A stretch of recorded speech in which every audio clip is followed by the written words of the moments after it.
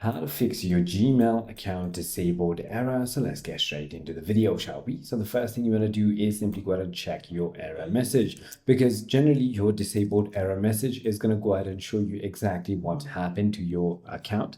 If that is not the case, you want to simply go to accounts.google.com/sign-in/recovery, and then you want to enter your email, click on next, and verify that it is your account. You want to simply go ahead and enter your recovery email, get a email that will help you simply go ahead and complete the recovery form or have a reset password link. If that is not the case, you want to simply go ahead and start the recovery process with the recovery form, and you want to simply go ahead and provide important details like last password you remember, common contacts you've emailed, and simply wait for Google's response. I hope this video clarifies everything for you. If you have further more queries, feel free to comment down below, and I'll see you on the next one.